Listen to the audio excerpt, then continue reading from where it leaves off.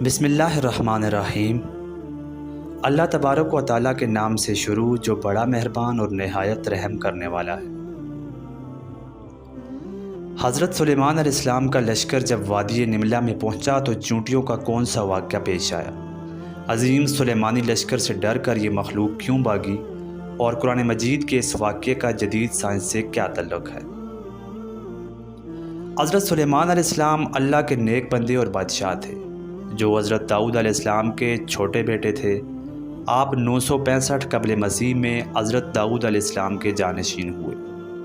اللہ نے اپنے نیک بندے حضرت سلیمان علیہ السلام کو پرندوں سے باتیں کرنے کا علم عطا فرمایا تھا۔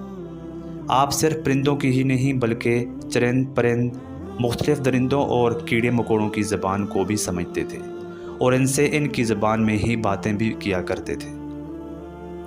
آپ علیہ السلام کے لشکر میں انسان، چرند پرند کے علاوہ اللہ کی اور بھی بہت سی مخلوقات شامل تھیں۔ آپ بہت رعب اور دبدبے والے بادشاہ تھے۔ آپ کے لشکر میں یہ مخلوقات الگ الگ گروہ پر مشتمل تھی: انسانوں کا گروہ، پرندوں کا گروہ، شیطان کا گروہ، جنوں کا گروہ اور حیوانات کا گروہ۔ یہ سب اپنے اپنے مقام پر نظم و ضبط کے ساتھ قطار بنائے ہوئے کھڑے رہتے۔ کسی کی مجال نہ تھی کہ وہ اپنے گروہ سے آگے پیچھے ہو۔ اگر کوئی اپنے قطار میں موجود نہ ہوتا تو فوراً آپ کو خبر ہو جاتی۔ اللہ تبارک و تعالیٰ نے قرآن مجید میں حضرت سلیمان علیہ السلام کا ایک بے مثال واقعہ پیش کیا ہے، جس کے مطابق ایک مرتبہ حضرت سلیمان علیہ السلام جن و انس اور حیوانات کے لشکر کے ساتھ کہیں تشریف لے جا رہے تھے۔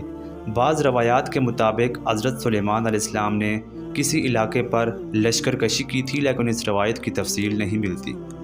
لشکر سلیمانی پورے رعب اور دبدبے کے ساتھ صحراؤں سے گزرتا، پہاڑوں کو پار کرتا، دریاؤں کو عبور کرتے ہوئے ایک بڑی وادی سے گزرا۔ یہ وادی نملہ یعنی چونٹیوں کی وادی کہلاتی تھی۔ اس زمین پر ہزاروں کی تعداد میں سوراخ موجود تھے جن میں چونٹیاں رہتی تھیں۔ بعض مفسرین کے نزدیک یہ وادی ملک شام میں موجود ہے۔ بہرحال لشکر سلیمانی کا اس وادی سے گزر ہوا۔ اس وادی میں چونٹیوں کی ایک ملکہ رہتی تھی جو اپنی رعایا چونٹیوں کا بہت زیادہ خیال رکھتی تھی۔ باقی تمام چونٹیاں بھی اپنی ملکہ سے بہت زیادہ پیار کرتی تھیں اور اس کے ایک اشارے پر بڑے سے بڑا کام کرنے کو تیار رہتی تھی۔ اس وقت ملکہ چونٹی بہت سی چونٹیوں کے ساتھ وادی میں گھوم رہی تھی کہ اچانک سے زمین میں عجیب سی دمک محسوس ہوئی۔ وہ اچانک چونک اٹھی اور اس آواز کو غور سے سننے لگی۔ ملکہ چونٹی بولی کہ لگتا ہے کہ کوئی بڑی فوج ہماری وادی کی طرف آ رہی ہے۔ یہ ضرور حضرت سلیمان علیہ السلام کا لشکر ہی ہوگا۔ دیگر چونٹیوں نے بھی اس کی بات سے اتفاق کیا۔ کچھ ہی دیر میں اس جانب سے دھول کے بادل اٹھتے دکھائی دیے۔ جلد ہی فوج قریب آ پہنچی۔ حضرت سلیمان علیہ السلام اپنے تخت پر سوار اپنی فوج کے ساتھ آ رہے تھے۔ چونٹیوں کی ملکہ نے چیخ کر کہا کہ سلیمان کی فوج قریب آ پہنچی ہے۔ میں حکم دیتی ہوں کہ تمام چونٹیاں اپنے اپنے بلوں میں چلی جائیں۔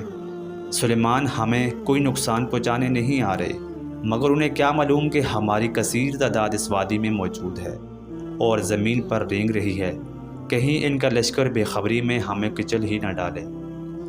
حضرت سلیمان علیہ السلام اس وقت 3 یا 5 میل کی دوری پہ تھے، لیکن آپ علیہ السلام تک چونٹیوں کی آواز پہنچ گئی تھی۔ آپ اس کی بات سن کر مسکرائے اور ملکہ چونٹی کی سمجھداری کی تعریف کرتے ہوئے فرمایا، بے شک ایک بادشاہ کو اپنی رعایا کی حفاظت کا اسی طرح خیال رکھنا چاہیے جس طرح یہ ملکہ چونٹی نے کیا ہے۔ اس واقعے میں ہمارے لیے بے شمار نصیحتیں اور سبق موجود ہیں، لیکن اس واقعے کا ایک پہلو جدید سائنس کی کڑیوں کو بھی جوڑتا ہے۔ دراصل حشرات الارض اور حیوانات کی دنیا کے بارے میں سائنس ایک لمبے عرصے تک کچھ بھی نہیں جانتی تھی، اور آج بھی اتنی ترقی کے باوجود ہم ان سے مکمل طور پر آگاہ نہیں ہیں، خاص کر چونٹیوں جیسی مخلوق کے بارے میں جن کا اپنا ایک طرز معاشرت ہے اور الگ نظام زندگی ہے۔ سال 1916 میں او ولسن اور اس کے ساتھیوں نے چونٹیوں پر کافی ریسرچ کی تھی۔ مختلف ریسرچ کے بعد پتہ چلا کہ چونٹیاں دوسرے تمام جانداروں سے الگ اور کافی سمجھدار مخلوق ہوتی ہیں، کیونکہ وہ آپس میں باتیں بھی کرتی ہیں، لیکن یہ چونٹیاں آواز سے باتیں نہیں کرتی بلکہ ڈیٹا منتقل کر کے باتیں کرتی ہیں۔ یہ اپنے منہ سے ایک مواد نکالتی ہیں اور سامنے والی چونٹی کے منہ سے چپکا دیتی ہیں۔ دوسری چونٹی اس سے ڈیکوڈ کر کے سارا پیغام سمجھ لیتی ہے، اس لیے اکثر چونٹیاں چلتے ہوئے رک رک کر دوسری چونٹی کے منہ سے منہ لگا کر آگے کی طرف چلی جاتی ہیں۔ یہ دراصل وہ عمل ہوتا ہے جس سے ڈیٹا منتقل ہو رہا ہوتا ہے۔ آج سائنس چونٹیوں کے جس ڈیٹا پر زوروں سے ریسرچ کر رہی ہے اور حیرت زدہ بھی ہے، یہی قرآن مجید نے 1400 سال پہلے ہی حضرت سلیمان علیہ السلام کے واقعے کے ضمن میں یہ واضح کر دیا تھا کہ یہ مخلوق بولتی اور سمجھتی بھی ہے، لیکن اس زمانے میں ان واقعات کو محض قصے اور کہانیاں اور افسانے ہی قرار دیا گیا، جسے آج سائنس ماننے اور اقرار کرنے پر مجبور ہے۔ تاریخ گواہ ہے کہ جنہوں نے قرآن مجید پہ غور کیا، انہوں نے درختوں کے نیچے بیٹھ کر نہ صرف زمین کا حجم بتایا بلکہ یہ بھی بتا دیا کہ انسان پرندوں کی طرح ہوا میں کیسے پرواز کر سکتا ہے۔ اگر ہم قرآن حکیم میں غور کریں تو آج بھی ایسی ایجادات کر سکتے ہیں کہ جن سے انسانی عقل دنگ رہ جائے۔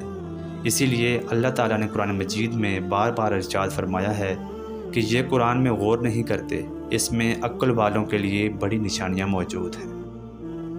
آج کی ویڈیو میں اتنا ہی۔ مزید اسی طرح کی معلوماتی ویڈیو کے لیے ہمارے اس چینل کو سبسکرائب کریں۔ اللہ تعالیٰ ہم سب کا حامی و ناصر ہو۔